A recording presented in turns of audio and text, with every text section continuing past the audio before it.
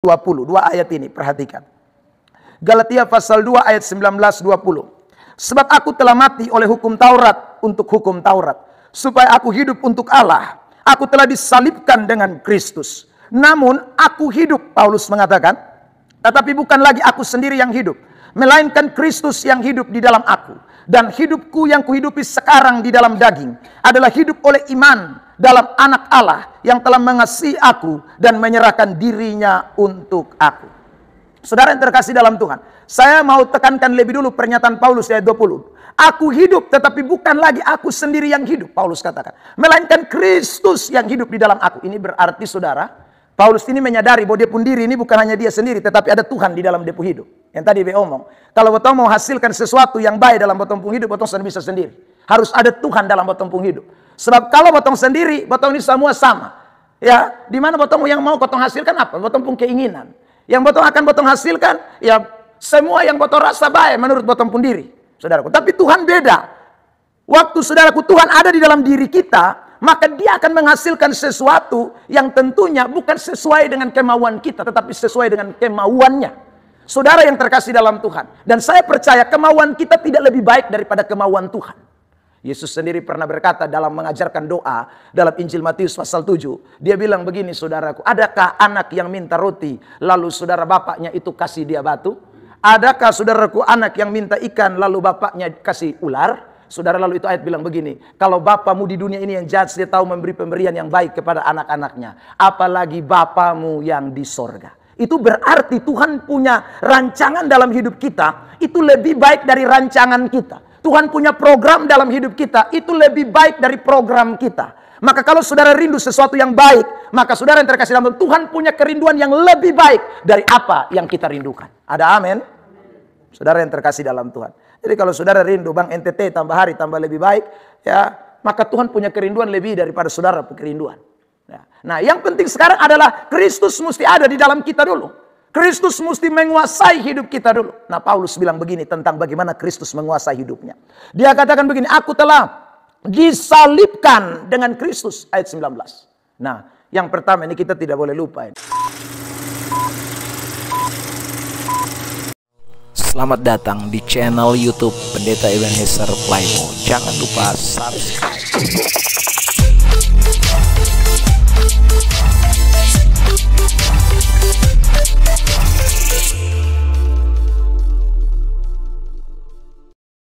Juga istri dan anak saya, kami bersyukur Tuhan izinkan kami ada di tempat ini. Terima kasih buat Bapak pimpinan di tempat ini yang memberikan kesempatan untuk kita boleh ada bersama.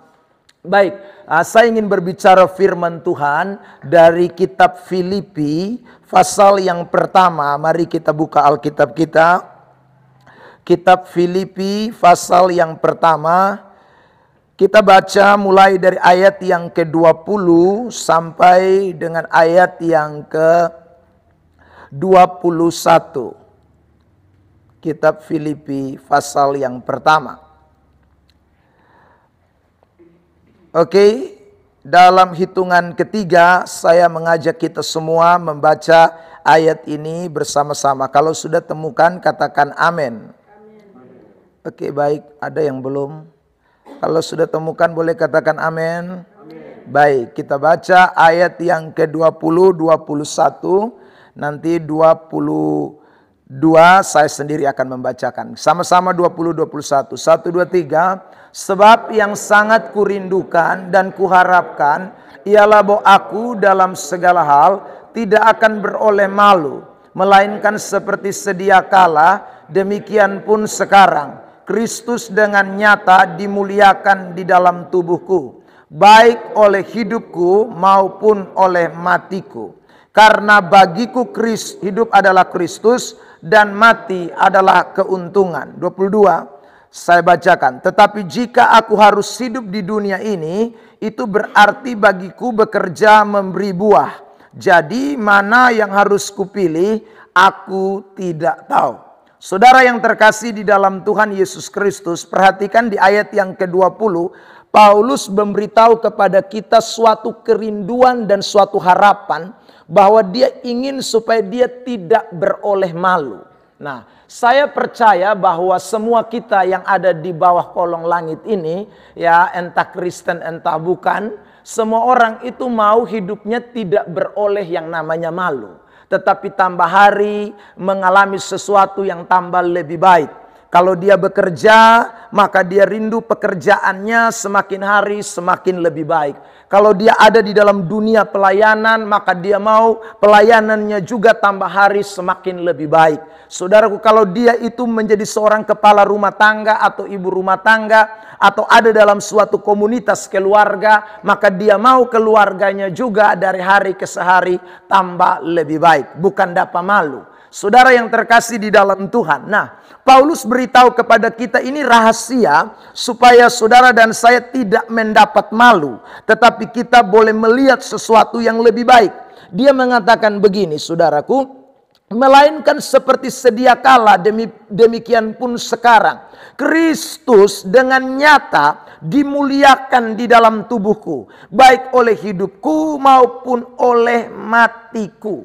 Jadi Paulus itu mau, saudaraku, dia punya garis kehidupan itu, mulai dari saudaraku dia bertobat sampai dia nanti tutup mata, dia mau dia tidak mengalami yang namanya dipermalukan. Nah, karena dia tidak mau dia dipermalukan dalam hidupnya itu, maka dia kasih tahu sama kita di dalam teks ini, Kristus nyata di dalam hidupnya. Nah, kita semua yang hadir sekali lagi, kalau kita pun mau seluruh perjalanan hidup kita ini sampai nanti botong tutup mata, sampai nanti botong semua pulang kembali ke rumah Bapa, maka dengar baik-baik saudaraku, kalau tidak mau dapat malu, maka kuncinya adalah di dalam Kristus. Ada banyak orang yang mulainya baik, tapi akhirnya sonde baik. Ada orang yang saudaraku awalnya ya saudara baik, tengah-tengah ancur. Ya saudara. Nah, kita mau supaya sejak awal kita di dalam Tuhan sampai akhir di dalam Tuhan, kita boleh terus menikmati sesuatu yang menyenangkan. Ada amin? Ada amin? Ya, saudara yang terkasih di dalam Tuhan. Saya di dalam dunia pelayanan juga begitu. Ya, saya rindu supaya hari lepas hari ya Kristus terus dimuliakan dalam hidup ini, sebab kalau kita ini tambah diberkati, maka orang akan lihat Kristus di dalam kita, maka Kristus dimuliakan. Tapi kalau kita pun hidup jatuh bangun, kita pun hidup sonde beres, kita pun hidup ini sekali lagi ya terus ada di dalam hal yang membawa kita justru tidak ada perubahan, maka yang ada orang akan lihat kita dan kita malu, Tuhan Allah juga malu.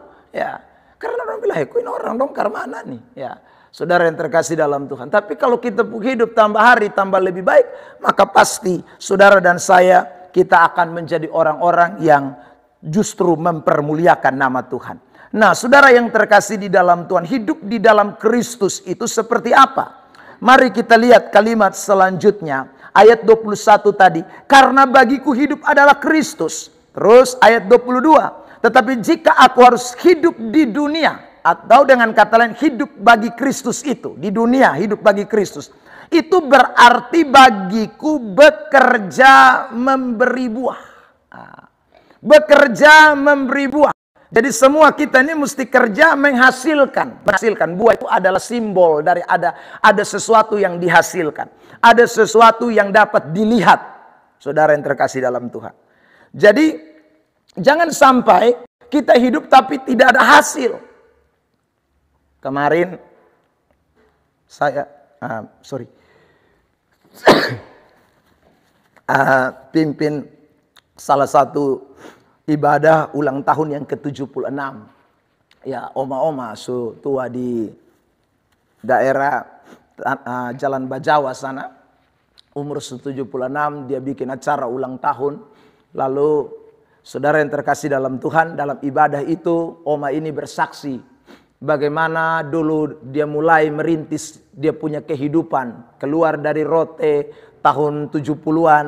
Ya, saudara yang terkasih dalam Tuhan, datang ke kota Kupang, jadi tinggal di orang dan lain sebagainya. Tuhan proses dia sampai akhirnya dia menjadi pegawai negeri. Lalu kemudian saudara mulai meniti karirnya sampai akhirnya pensiun. Ya, dan Tuhan beri kepercayaan banyak sampai usia 76 tahun. Saudara yang terkasih, dalam kesaksian itu, satu yang kami dengarkan pada hari kemarin itu adalah ada hasil, ada buah, ya. Ada sesuatu yang luar biasa yang dirasakan. Bukan hanya saja dia, tetapi juga banyak orang. Kenapa saya katakan banyak orang? Karena dia buka beberapa persekutuan doa, ya, di kota Kupang. Saudara yang terkasih dalam Tuhan, ya, meskipun dia ada di dunia pekerjaan nih, tapi dia juga tidak lupa melayani Tuhan. Dia tidak lupa untuk, saudaraku, setia dengan Tuhan. Sehingga hidupnya itu berdampak sekali. Di Perumnas, di Jalan Bajawa, lalu di beberapa tempat di kota Kupang, saudara. Dia berdampak sekali. Nah, itu berarti sewaktu dia melihat kehidupan yang Tuhan berikan, dia tidak mau bahwa hidupnya itu menjadi sesuatu yang mempermalukan, tetapi justru mempermuliakan. Karena itu dia bekerja, dia menghasilkan sesuatu, dia berdampak bagi banyak orang. Dia mempunyai pengaruh bagi banyak orang. Nah, ini kita mesti lihat ini juga dalam hidup kita sekalian. Saudara yang terkasih dalam Tuhan, berapa banyak orang yang bekerja tidak menghasilkan apa-apa, ya. Rumah tangga ancur, ya toh. Di mana-mana orang kenal dia penjahat, ya. Saudara yang terkasih dalam Tuhan, ya. Di mana-mana orang tahu dia ini bikin rusuh, ya, tukang bikin perpecahan. Nah, ini kan berat kalau hidup model begini. Tapi notabene, Kristen dia. Nah, ini hidup yang tidak menghasilkan apa-apa, anak-anak Tuhan. Hidup kekristenan ini bukan begitu. Kalau Kristus hidup di dalam kita, maka saudara mesti menghasilkan sesuatu. Mesti keluarkan buah dari dalam hidup ini. Saudara yang terkasih di dalam Tuhan. Nah, ini penting sekali. Supaya kita tidak boleh lupa. Karena ada banyak orang mengakhiri hidupnya dengan tidak menyenangkan Tuhan. Ya. Saudara yang terkasih di dalam Tuhan. Tapi kalau semua Kristen mati dong, mau dong pung peti mayat tuh yang ada perjamuan kudus. Langsung mau yang lain, harus ada gambar yang perjamuan kudus. Padahal selama hidup ini soalnya ke Yesus sama sekali. Hidup ini pokoknya bikin rusak banyak orang. Tapi mau supaya dikenang. Itu kan mustahil.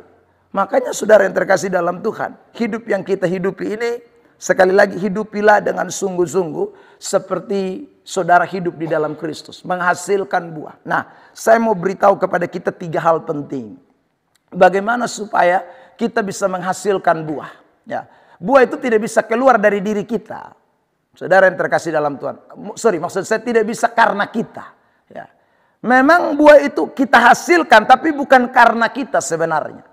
Saudara yang terkasih. Tetapi ada Roh Kudus, ada Allah, ada Kristus yang bekerja di dalam kita. Saudaraku yang terkasih dalam Tuhan. Jadi kita ini tidak bisa menghasilkan apa-apa kalau tanpa ada Kristus yang menghasilkan. Tanpa ada Tuhan yang bekerja di dalam kita. Kita mau puku paka model kayak apapun, saudara. Tetapi kalau tidak ada Kristus yang bekerja dalam kita, maka semuanya sia-sia. Tidak akan ada artinya apa-apa. Makanya hari ini saudara, saya bagikan 3 hal penting. Supaya benar-benar Kristus itu bekerja di dalam diri saudara dan saya.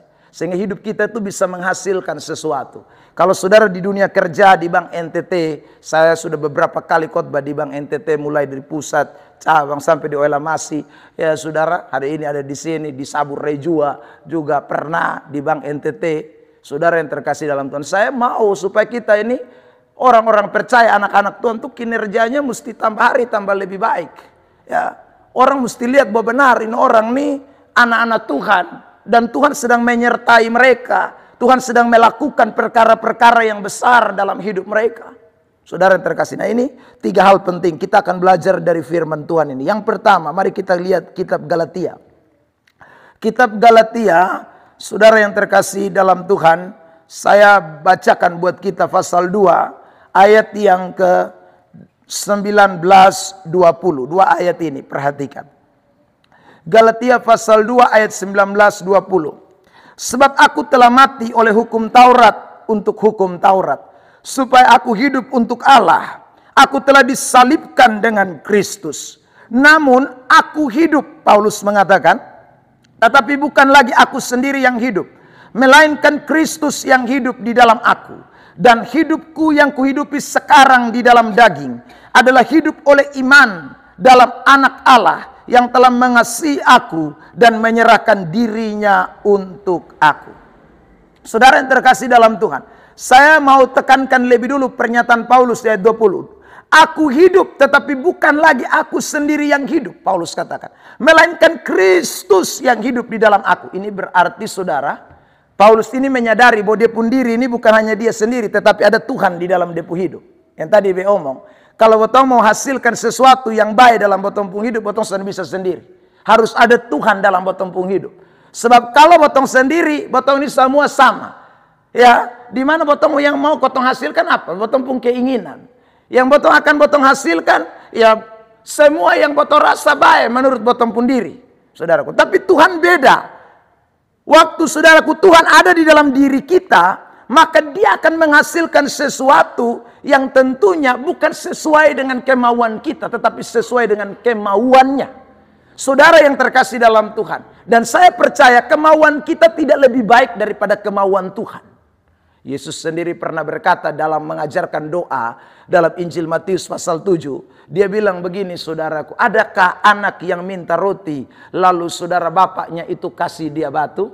Adakah saudaraku anak yang minta ikan lalu bapaknya kasih ular? Saudara, lalu itu ayat bilang begini, kalau bapamu di dunia ini yang jahat, dia tahu memberi pemberian yang baik kepada anak-anaknya, apalagi bapamu yang di sorga. Itu berarti Tuhan punya rancangan dalam hidup kita, itu lebih baik dari rancangan kita. Tuhan punya program dalam hidup kita, itu lebih baik dari program kita. Maka kalau saudara rindu sesuatu yang baik, maka saudara yang terkasih dalam Tuhan punya kerinduan yang lebih baik dari apa yang kita rindukan. Ada amin? Saudara yang terkasih dalam Tuhan. Jadi kalau saudara rindu Bang NTT tambah hari tambah lebih baik, ya, maka Tuhan punya kerinduan lebih daripada saudara punya kerinduan. Ya. Nah, yang penting sekarang adalah Kristus mesti ada di dalam kita dulu. Kristus mesti menguasai hidup kita dulu. Nah, Paulus bilang begini tentang bagaimana Kristus menguasai hidupnya. Dia katakan begini, aku telah disalibkan dengan Kristus, ayat 19. Nah, yang pertama ini kita tidak boleh lupa ini. Kekristenan itu identik dengan salib. Ya. Salib itu kita lihat di mana-mana. Ya, di daerah pelayanan saya, saudara yang terkasih, kalau saudara mau pergi ke luar kota, pasti pi Bolok. Di Bolok itu salib ngeri. Ya saudara, ada 3 salib, 3 salib, 3 salib, 3 salib. Pokoknya salib-salib semua. Nah, saudara. Nah, manfaat atau makna dari salib itu apa? Paulus bilang begini, aku telah disalibkan dengan Kristus. Ini penting buat kekristenan, saudara.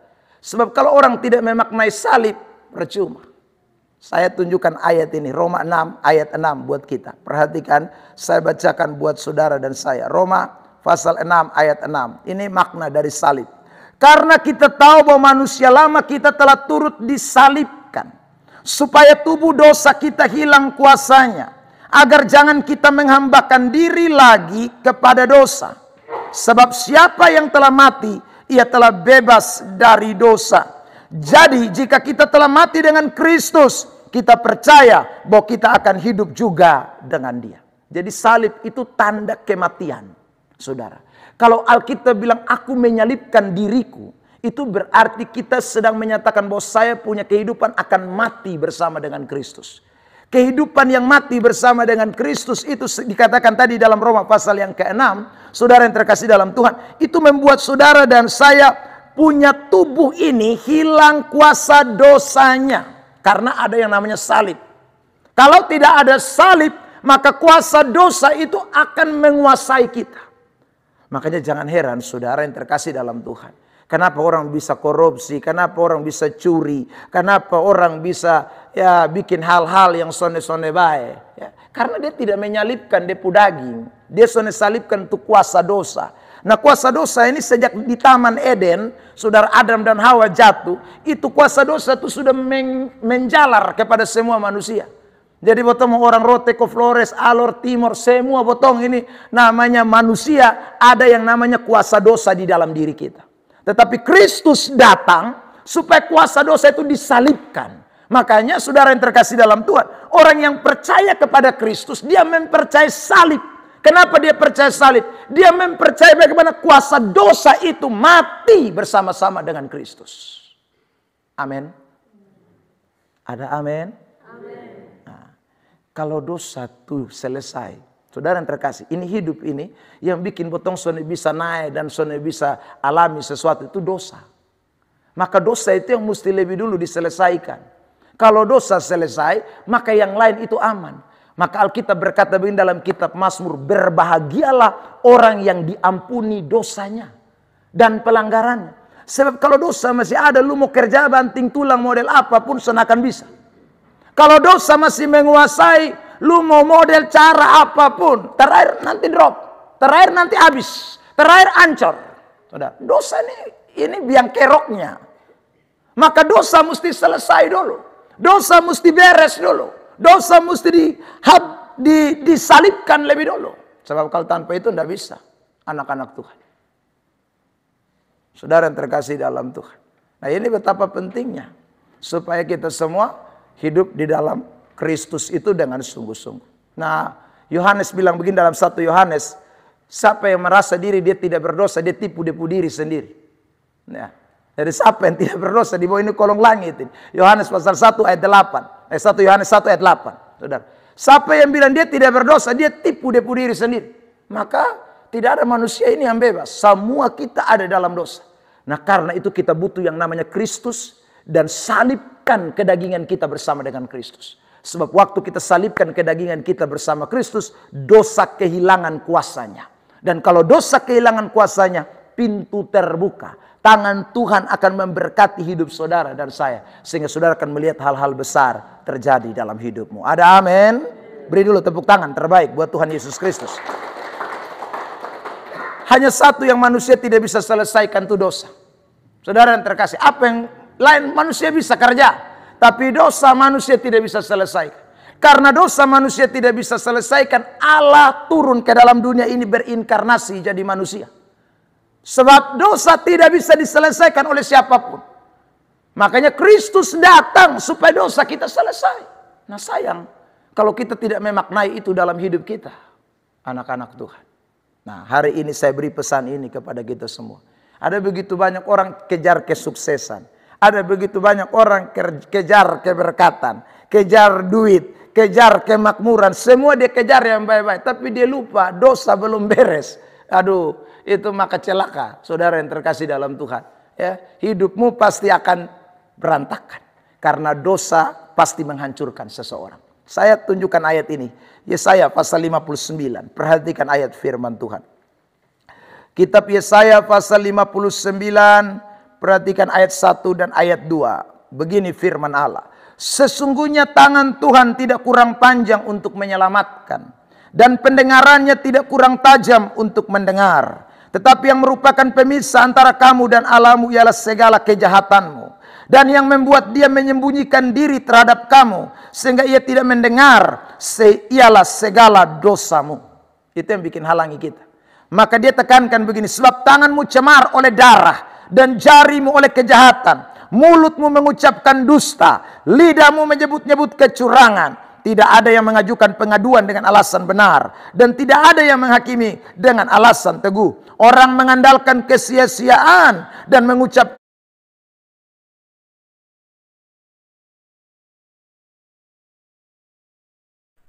Jadi saudara terkasih dalam Tuhan, dosa kalau tidak beres tidak bisa.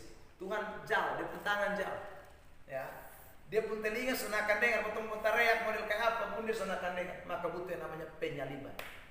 Kalau penyaliban terjadi, maka saudara yang terkasih dalam Tuhan, hidup saudara dan saya oleh Kristus kita dibenarkan. Ya, oleh Kristus kita dimampukan. Saudara yang terkasih dalam Tuhan, itu kuasa salib. Ya. Itu kuasa salib. Jadi kuasa salib itu melepaskan orang dari segala macam hal. Ya, saya rasa kita di dunia ini, saudara yang terkasih dalam Tuhan, semua kita kalau melihat sejarah perjalanan Alkitab, kita temukan banyak orang yang hidupnya dulu jahat sekali. Ya, perempuan Samaria itu istri 5. Saya sebut ini pelakor. Sudah. Suami 5. Ini pelakor ini. Perebut laki-laki orang. Ya, perempuan Samaria kelima suami. Tertahu tuh dia bigae di mana-mana, sampai pura si kumana, semua dia pun harus. Tapi sudah lihat waktu dia ketemu Yesus, salib, selesai. Paulus, siapa yang lebih hebat dari Paulus? Bunuh orang, masuk rumah, keluar rumah. Sudah, hela kas keluar. Stefanus dong bunuh di muka umum, termasuk itu Paulus pembiang kerok, saudara. Ya, tapi begitu dapat Kristus, semua dia salibkan. Tidak ada, saudara yang terkasih dalam Tuhan, orang yang tidak bisa berubah kalau di dalam Kristus. Maka dengarkanlah baik-baik. Saudara, kalau mau lihat ada sesuatu kemajuan dalam pekerjaan kita, ada hasil-hasil yang baik, penyaliban itu penting sekali. Sebab tanpa penyaliban percuma. Saudara yang terkasih dalam Tuhan, tanpa penyaliban percuma.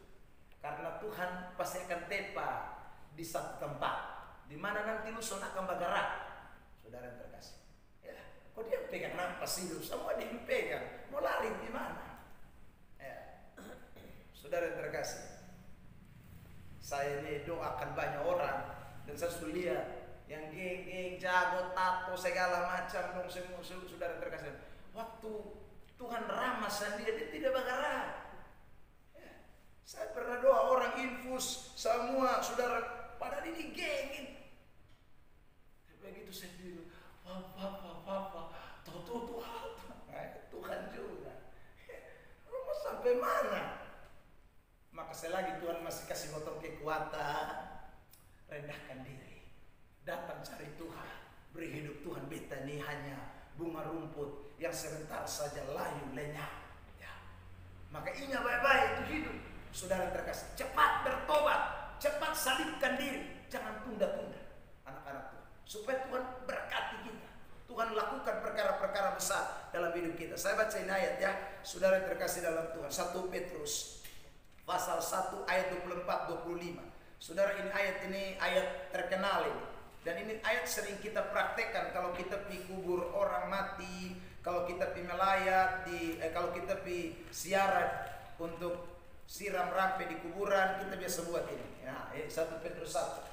Sebab semua yang hidup adalah seperti rumput, dan segala kemuliaannya seperti bunga rumput. Rumput menjadi kering dan bunga gugur, tetapi firman Tuhan tetap untuk selama-lamanya. Inilah firman yang disampaikan Injil kepada kamu. Semua yang hidup itu seperti rumput. Makanya, saudara, kalau kita mau jadi orang mati, kita siram bunga. Itu kenapa? Itu menandakan hidup kita yang sementara. Saudara yang terkasih dalam Tuhan, hidup ini sementara. Karena itu ingat, yang sementara ini kita bikin apa? Lihat pasal 2. Saya bacakan ayat 1 saja. 1 Petrus 2. Karena itu tuh berarti kalimat selanjutnya dari pasal 1 ayat 24 dan 25. Ya. Karena kita pun hidup yang sama seperti bunga rumput yang hanya sebentar mekar lalu lenyap, hilang, layu. Buanglah segala kejahatan, segala tipu muslihat, segala macam kemunafikan, kedengkian dan fitnah. Buang. Saudara terkasih, berapa bulan yang lalu kita ke penjara, Mama Mulik, ya, selesai keluar, Bapak Nelis bisik saya, Bapak satu tadi tuh di situ tuh, ya, saya bilang kenapa? Dia waktu pamer khotbah tentang bersinah, dia bangun kabur. Ternyata setelah 2 bulan ketangkap dia lakukan persinahan dan masuk buti. Saudara terkasih, tidak mau dengar firman, tidak mau salibkan lagi. Ya. Saudara yang terkasih dalam Tuhan, jadi kita semua ini natur dosa ada. Tapi waktu kita dengar firman itu tetap selama-lamanya. Waktu hidup ini sementara. Karena itu kalau firman bilang salibkan daging, salibkan. Sebab itu kunci kita diberkati. Setan tidak mau kita diberkati. Setan mau kita begitu hancur, berantakan hidup kita. Saudaraku, tidak betul. Itu setan mau. Tetapi sekali lagi Tuhan mau kita diberkati. Makanya dia datang, dia selesaikan dosa lewat salib. Jangan pernah lupa salib Kristus itu. Ada amin? Amin. Apalagi yang suka pakai salib di leher, itu mesti lebih ingat. Apalagi yang tempel salib di rumah. Waktu masuk tuh lihat, itu salib. Lihat. Dan dan kemudian renungkan itu baik-baik. Itu hal pertama yang kita tidak boleh lupa supaya hidup kita diberkati Tuhan. Yang kedua, saudara yang terkasih, Galatia pasal 2. Perhatikan, saya bacakan ayat yang ke-20 tadi. Begini firman Tuhan, namun aku hidup, tapi bukan lagi aku sendiri yang hidup, melainkan Kristus yang hidup di dalam aku. Dan hidupku yang kuhidupi sekarang di dalam daging adalah hidup oleh iman dalam Anak Allah yang telah mengasihi aku dan menyerahkan dirinya untuk aku. Bukan aku sendiri, itu penting, melainkan Kristus. Saudara yang terkasih, ini penting sekali. Itu artinya kita di mana saja kita tidak boleh lupa. Ya, kita ini yang namanya Kristen, kita ini di mana kita berada, Yesus ada di situ. Makanya saudaraku, Paulus bilang begini dalam kitab Kolose 3 ayat 23. Kalau kamu bekerja, ingat bukan untuk manusia tetapi untuk Tuhan. Kenapa? Karena waktu kita di dunia pekerjaan Tuhan ada. Bukan di gereja dulu baru Tuhan ada. Di rumah tangga Tuhan ada, di tempat kerja Tuhan ada, di jalan Tuhan ada, di mana saja Tuhan ada bersama-sama dengan kita. Kalau Tuhan ada dalam setiap langkah hidup kita, Tuhan selalu menyertai kita, itu berarti apapun yang kita lakukan sebenarnya bukan untuk kita dan bukan untuk dunia, tapi kita lakukan untuk Tuhan. Saudara yang terkasih dalam Tuhan, makanya di mana saja jadi berkat. Ya. Kerja apa saja mesti tanggung jawab. Saya selalu ingatkan di tempat-tempat kerja.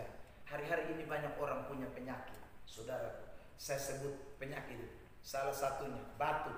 Batuk itu apa? Saudara, bukan bukan. Batuk itu adalah bawaannya ngantuk terus. Datang pagi-pagi menguap tinggi-tinggi. Ini orang hanya kerja mengantuk sah. Ya. Tapi mau terima gaji berisi. Karena mengantuk non-stop. Saya di dalam pelayanan punya beberapa tim pelayanan. Saya sudah bilang jam banyak tidur terlalu. Ya. Saudara yang terkasih, kalau bangun pagi tidak lama saya siram dengan air. Ya. Kamu mau jadi apa kalau hanya kerja ngantuk, dikit-dikit tidur, Wah, ini berat ini sudah.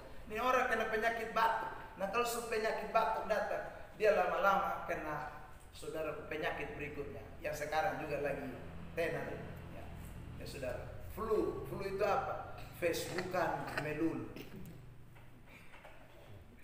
Dulu status naik, dulu status, padahal kerjaannya ada tumpuk. Saudara. Tapi nanti kerjaan tidak selesai baru dia bilang, kerjaanku banyak lagi. Tapi dia sendiri tidak pernah memanfaatkan waktu dengan baik. Ada waktu main kesnai Facebook status terus ya tidak salah, tapi mesti lihat waktu timingnya dong. Waktu kerja. Ini orang tidak tahu kalau Yesus ada bersama-sama dengan dia.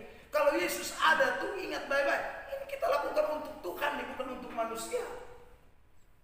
Makanya ada istilah ABS, asal Bapak sayang kan. Ini bukan cari muka dong. Kalau pemimpin ada tuh dong. Ini di muka, di belakang ancur. Ya saudara, ini orang yang tidak punya integritas. Yesus tidak ada dalam diri.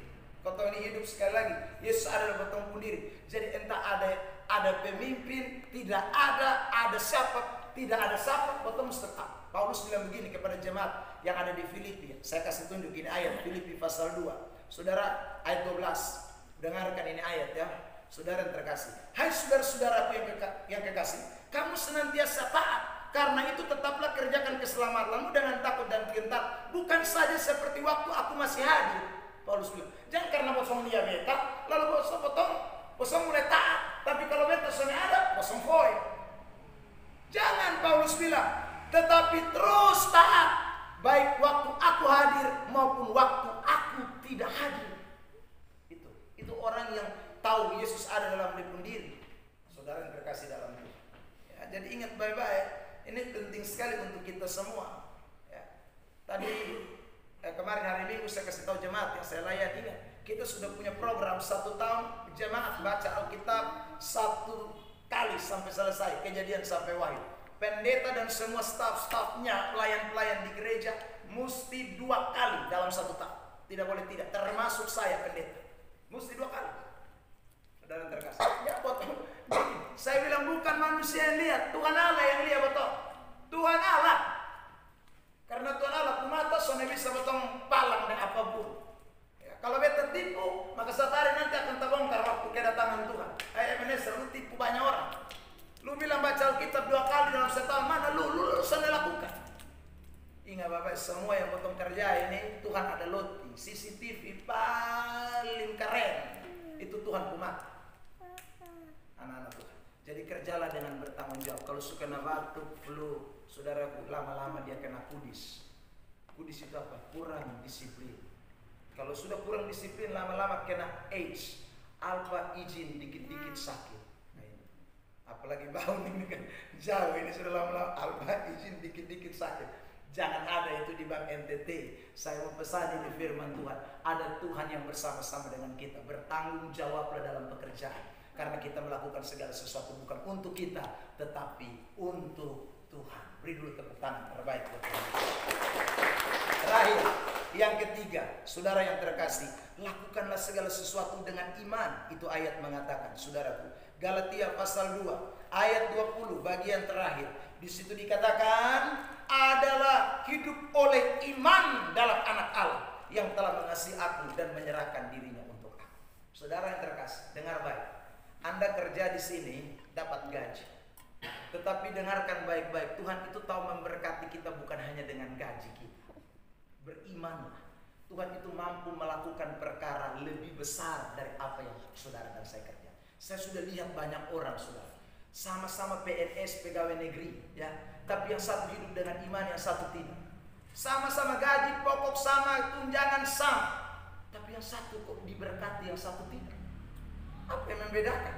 Ini hidup dengan iman. Orang yang hidup dengan iman itu diberkati Tuhan. Orang yang mempunyai dasar iman itu dia diberkati. Kenapa diberkati? Ibrani pasal 10 ayat 1 dan Ibrani 11 ayat 1 dan ayat 6 bilang begini. Iman itu dasar dari segala sesuatu yang tidak kita lihat dan bukti dari segala sesuatu yang tidak kita harapkan. Itu iman. Lalu ayat 6 bilang begini, saudara, tanpa iman tak seorang pun berkenan kepada Allah. Maka saudaraku, iman itu yang dapat menghasilkan sesuatu dalam hidup kita. Mau lihat perkara-perkara besar dan ilahi, itu butuh tindakan iman. Maka kekristenan mengajarkan hidup itu harus dengan iman. Bekerjalah dengan sepenuh hati, terima gaji dengan syukur kepada Tuhan, saudara. Maka Tuhan akan melipat gandakan. Tuhan akan menambahkan. Tuhan akan menambahkan. Tuhan akan menambahkan. Dan saudara tidak akan pernah rasa bahwa saudara terkasih dalam Tuhan. Ini hanya karena saudara, tapi ini karena Tuhan. Saya dengar banyak orang bersaksi, saudara, tentang campur tangan Tuhan dalam hidup. Dan itu Alkitab ya, itu benar-benar Alkitab.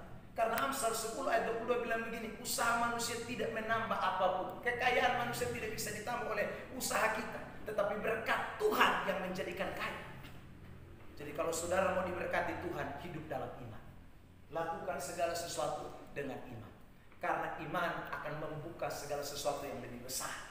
Iman akan mendatangkan hasil yang lebih luar biasa. Iman itu akan dapat membukakan segala sesuatu yang dahsyat.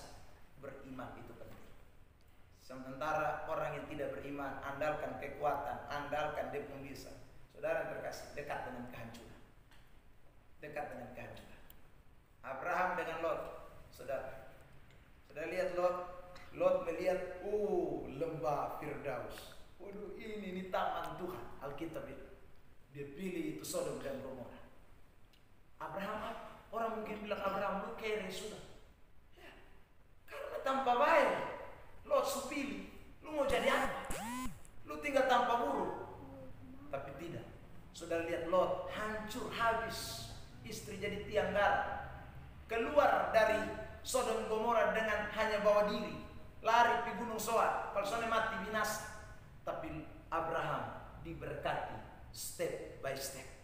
Langkah demi langkah diberkati Tuhan.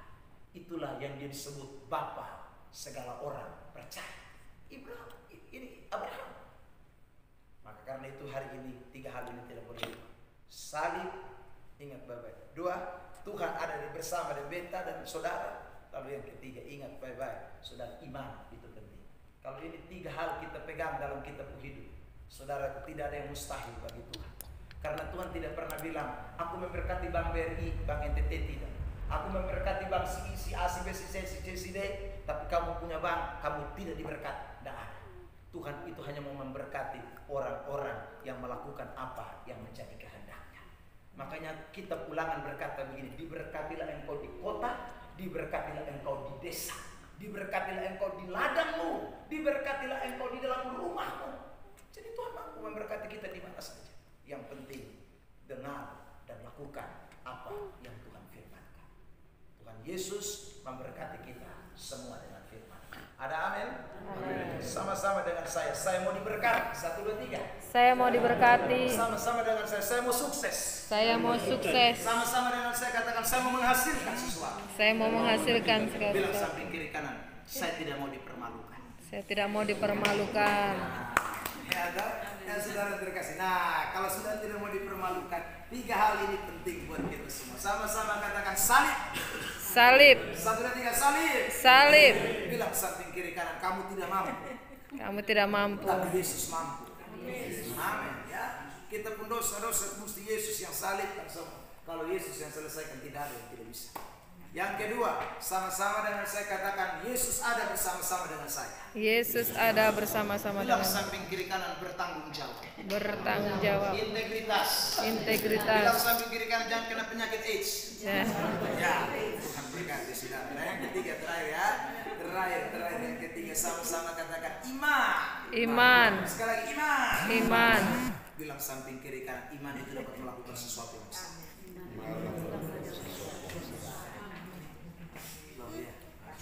Sorry ya, saya ngomong begini tidak berarti saya merendahkan Bapak pemimpin di tempat ini. Ada di tempat lain pemimpin yang lebih kaya anak buahnya. Loh ya, yang lebih diberkati anak buahnya. Kenapa? Anak buahnya rajin doa, rajin ibadah, rajin baca Alkitab. Pemimpinnya tidak. Sudah pasti anak buah dengan pemimpin gaji lebih besar pemimpin. Sudah. Tapi Tuhan bisa balik. Tapi saya beritahu ini kepada kita semua supaya diberkati semua. Amin. Mulai dari pemimpin diberkati sampai staff security semua diberkati. Ada amin. Tuhan Yesus luar biasa. Hari kita bersyukur buat firman Tuhan yang kita dengar. Haleluya. Terima kasih.